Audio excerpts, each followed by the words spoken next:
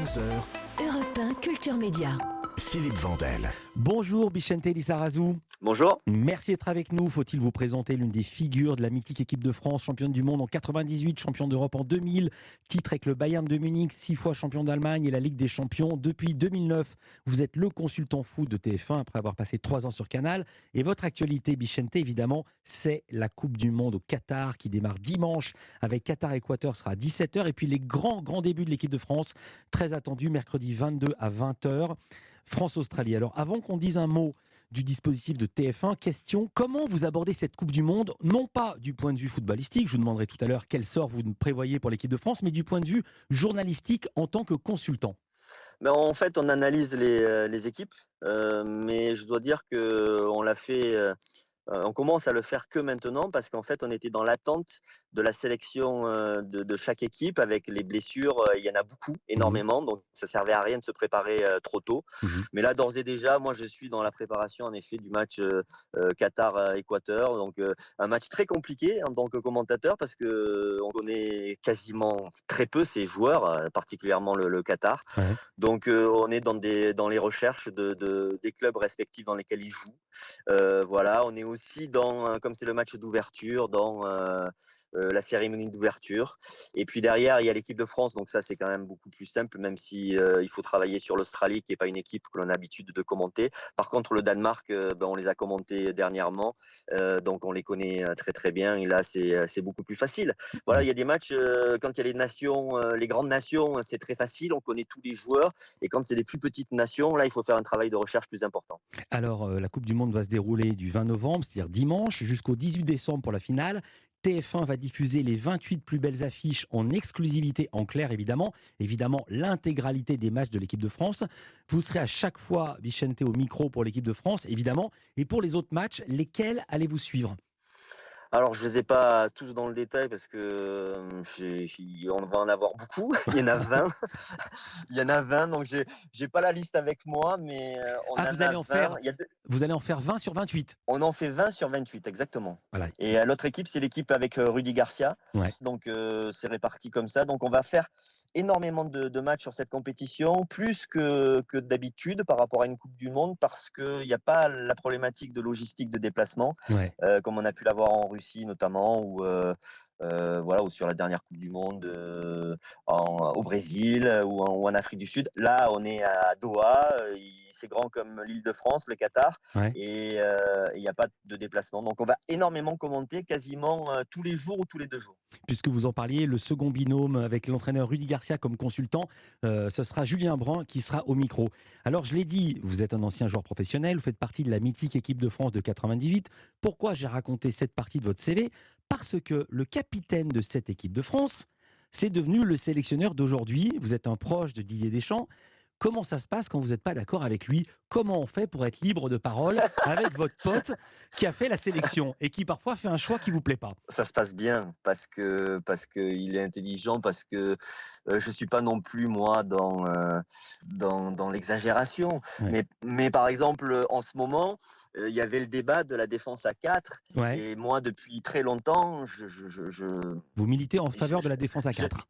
je militais pour cette défense à 4 et je militais aussi pour le retour d'Olivier Giroud, et sur ces sujets-là, il était un petit peu, bloqué, Didier. Puis finalement, j'ai eu la belle surprise de voir que, il avait changé d'avis et que Attendez, c'est une surprise ou vous vous êtes parlé au téléphone?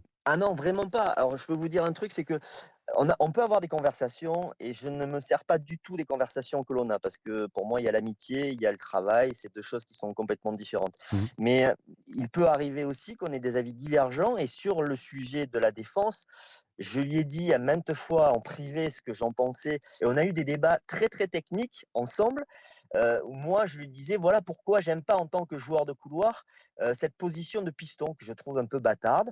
Et on a eu des conversations, mais voilà, très, très cordiales, Mmh. très sympathiques et très techniques. Ouais, Et donc il peut entendre ça, ouais. il peut entendre, parce qu'on parle de foot en fait, hein. Bien Et sûr, après, je comprends que, enfin, c'est compliqué d'être sélectionneur, hein, c'est ah bah, compliqué parce que évidemment. c'est des choix à faire.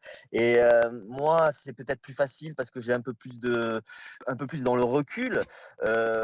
Et donc moi, j'accepte qu'il puisse changer d'avis et qu'on puisse ne pas être d'accord. Et lui aussi, il accepte ça, que parfois Ouais, on puisse pas être d'accord, tant que ça reste du foot en fait, hein, j'ai et bien qu'on en compris. parle de façon très tranquille et conviviale. Et c'est toujours le cas parce que moi, le respect, il sera toujours là. Et Didier, il le sait, et donc ça se passe bien, même quand on n'est pas d'accord. Est-ce qu'il vous arrive parfois de vous censurer, soit pour un choix de l'entraîneur ou même un choix ou une action des joueurs? Est-ce que vous mesurez vos propos quand vous êtes en direct ou est-ce que vous êtes, je vais pas dire en roue libre parce que c'est pas ce que vous êtes, mais, mais Non, mais c'est pas ma assez ouais, ouvert?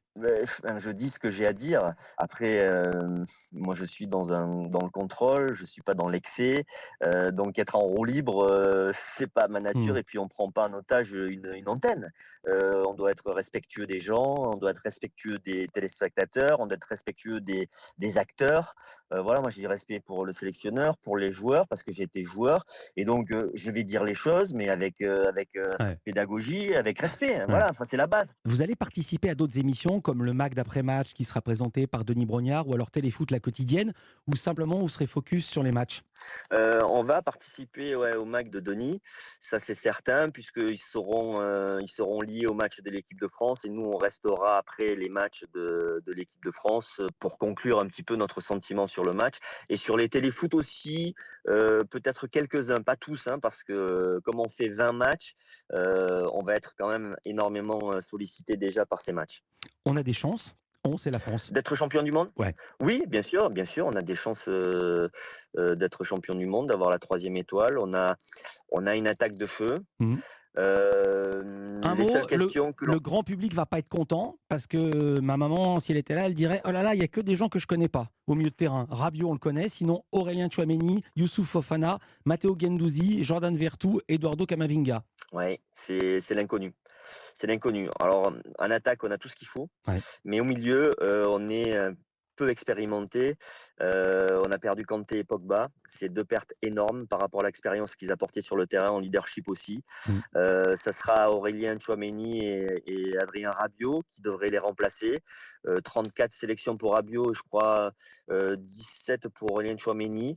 Donc c'est très peu et je ne parle pas des autres. Ils sont en dessous de 10 sélections en équipe de France Ouais. et au niveau international sur une coupe du monde, évidemment que c'est très important d'avoir cette expérience-là. Donc on part un peu dans l'inconnu. Est-ce qu'ils vont être capables de se sublimer et d'être au niveau d'une coupe du monde ou pas?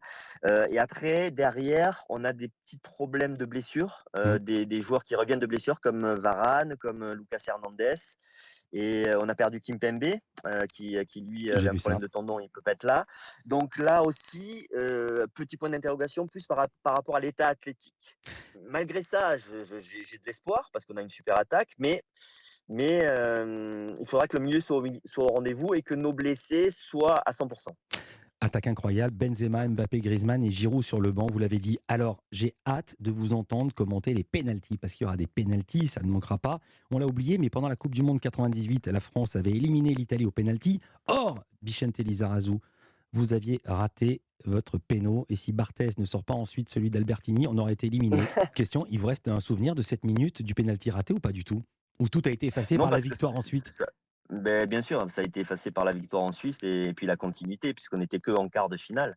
Donc voilà, après derrière il y a la demi, il y a la finale, il y a l'apothéose, donc ça n'a pas du tout d'importance. J'ai hâte de vous entendre. Bichente Lizarazu, un grand merci. Je rappelle, la Coupe du Monde au Qatar, c'est dimanche sur TF1. Ça démarre avec Qatar-Équateur. Vous serez au micro à 17h. Et puis les grands débuts de l'équipe de France, ça sera mercredi le 22 à 20h. France-Australie avec Grégoire Margoton. Merci d'avoir été avec nous dans Culture Média. Merci à vous.